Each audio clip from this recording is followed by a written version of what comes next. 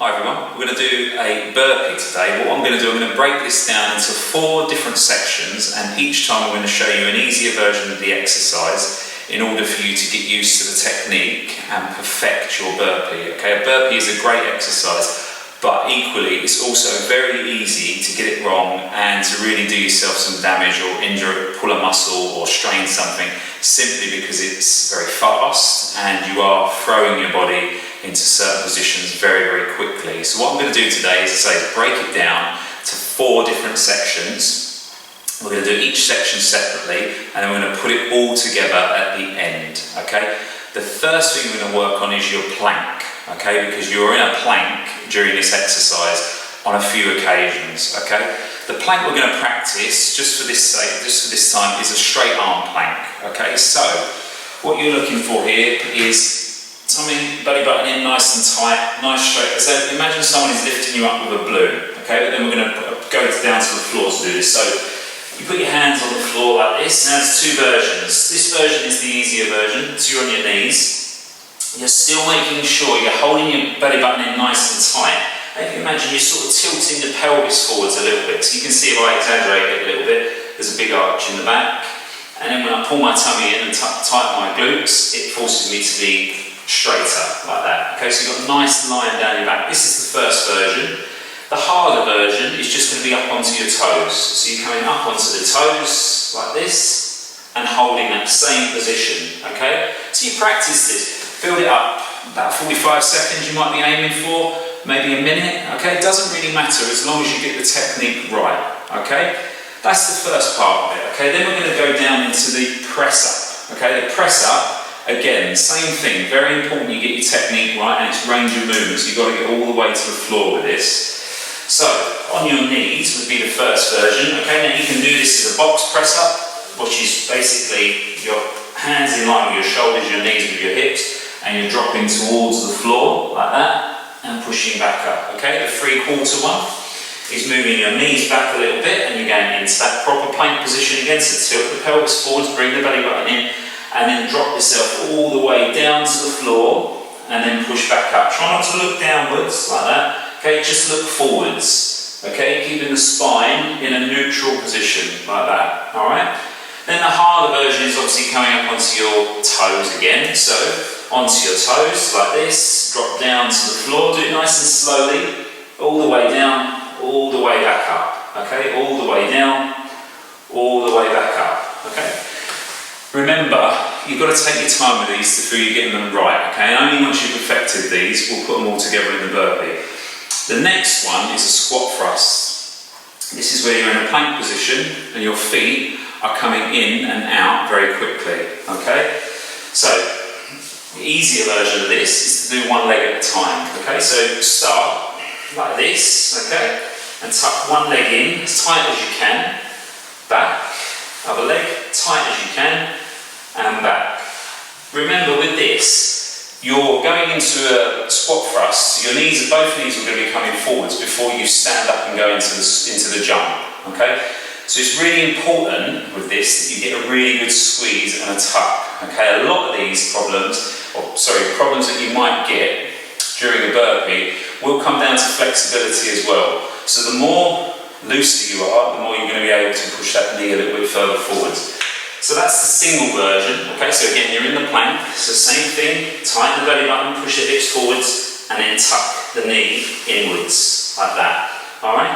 2 at once, okay, it's just that, and back. Notice my knees are coming quite far forwards, alright? This is a very explosive exercise, so it's really, really important you're confident that you can do it right. You might find that sometimes you can buy things like the little disc sliders and things like that.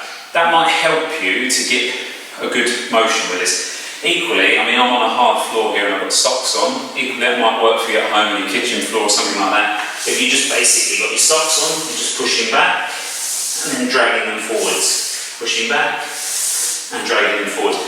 Remember, because you're going into a standing position after this, your knees do have to come quite far forwards before you can stand up into the jump, okay? And then the last section, of course, is your jump, all right? So this time, what I want you to practice really is your landing.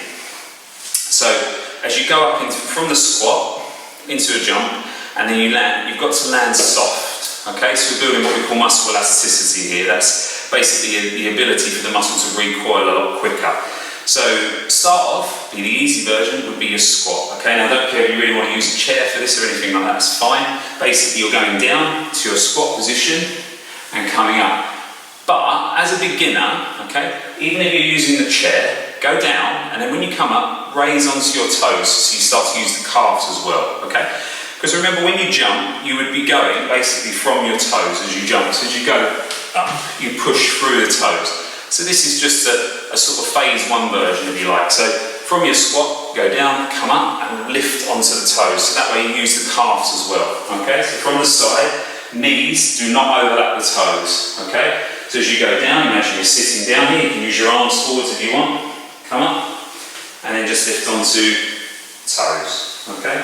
Like that. Now obviously this is going to get a lot quicker, and probably one of the most explosive parts of this exercise is the jump, okay? So you're going to do your jump, and you're going to land softly. Now what I mean by that is you're like a big spring, okay? So you're just compressing all the way down, and then firing all the way up, alright? So that looks like this. I'll do it from the side. So down into this position here, and then you're just pushing up, but you land.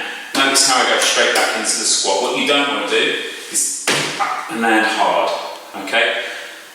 Practice this until you get it right, okay? And then we're going to the full burpee, okay? Which by now, once you practice all those things, should look something like this. So let's go from the floor and up.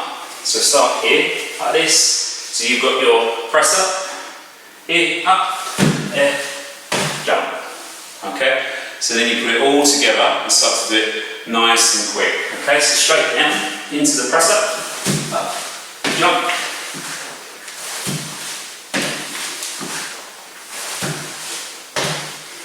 Like that. Burpees are an exercise, you're not going to do too many of them before you're feeling very, very out of breath, okay?